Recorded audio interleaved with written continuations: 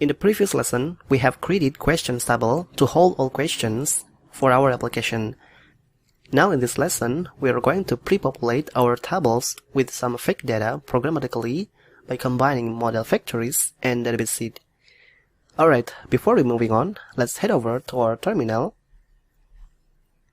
and then create new branch by saying git checkout -b, and then the branch name will be lesson 3. Oops, check out. Okay, now we are in lesson 3 branch and we're ready to go. Alright, let's go to database factories folder, and here we'll find user factory.php. If we open up this file,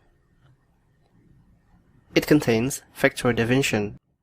Factories are basically designed to allow us to quickly build out fake models, and they're often used for two purposes: testing and database seeding. If you remember, in the previous project, we utilized Eloquent or Query Builder. But now in this project, we'll utilize model factories. Okay, so this factory define needs two arguments. The first one is the model name, which in this case user model, and the second argument is callback that defines the data that goes in columns.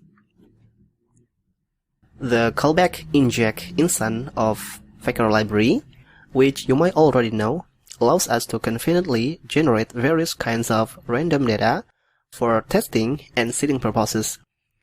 And inside this callback, it returns an array consists of column with value pairs.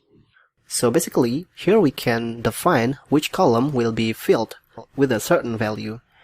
We can fill the name with, let's say,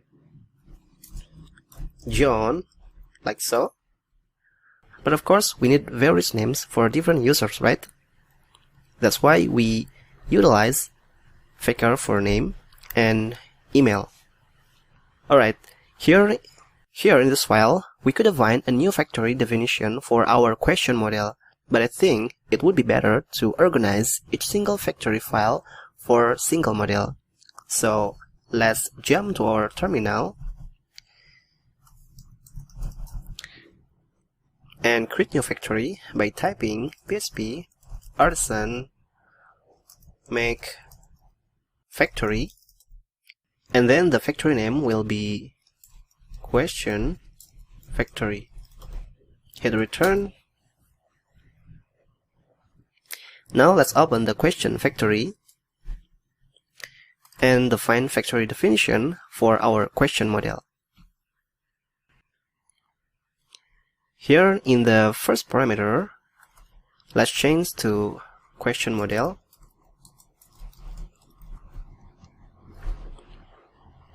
Inside the callback, let's change this empty array.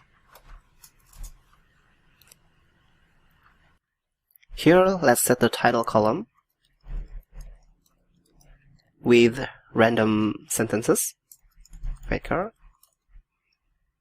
sentences, sentence like so, and we'll have 5 to 10 sentences in this case. Run 5 to 10. And to remove the dot in the end, I'll wrap this in PHP our trim helper, our trim, and then specify a dot in the second argument. So let me show it to you. I'll open Tinker,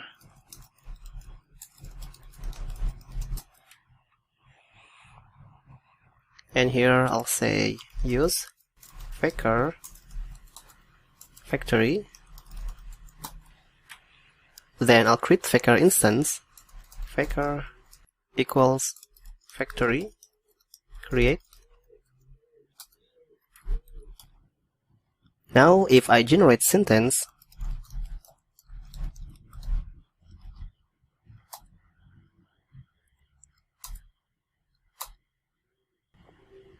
you'll see it's always end with dot.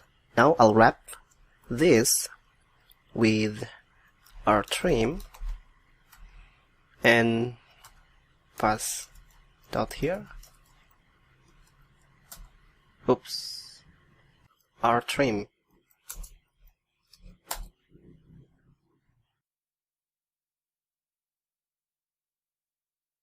And now the dot is no longer there, right? Okay. Next, let's set the body column with some paragraphs.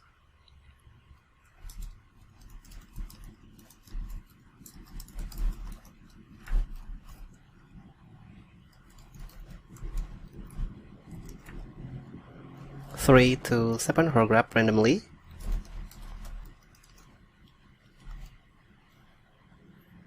And because paragraphs will return value in array by default, so we need to pass through value in the second argument. This will convert it into string. So let me show you again.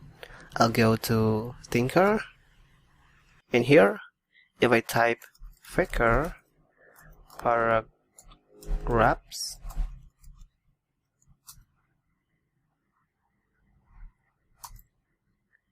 you'll see it's in array.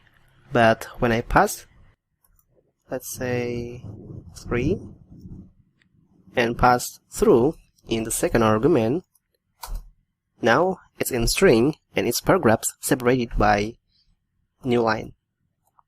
Okay?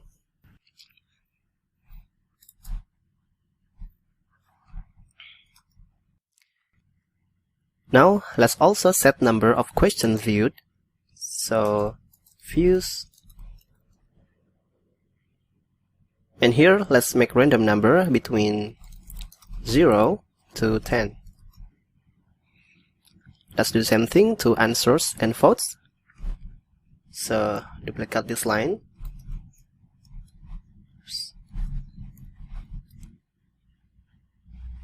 And change to answers. Duplicate one more time. And change to votes. Here the votes can be negative, so let's change the first argument to, let's say, -3. Sorry, I miss comma here.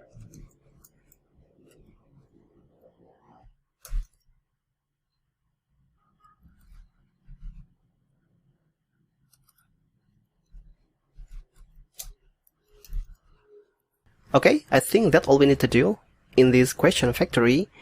Now we can insert some records into our database using our define factories by calling Laravel factory helper function.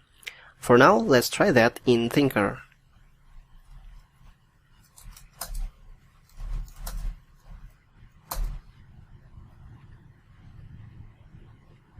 And here we can call factory, specify the class name, let's say app user class, and the number of data that will be created is 3 in my case, closing the parentheses. And to actually create the user model, we need to end this with create method call. Hit return. Here we have 3 records as we defined in the second argument of factory helper calling. And here we also have 3 users with different name and email. So here we just passing user model in the first argument in factory helper function call instead of user factory, and Laravel will recognize that we want to generate some data that defined in user factory. Now, instead of calling the factory helper function in Thinker, let's put that in database seeder, so that we don't need to enter to Thinker whenever we want to generate or regenerate some data.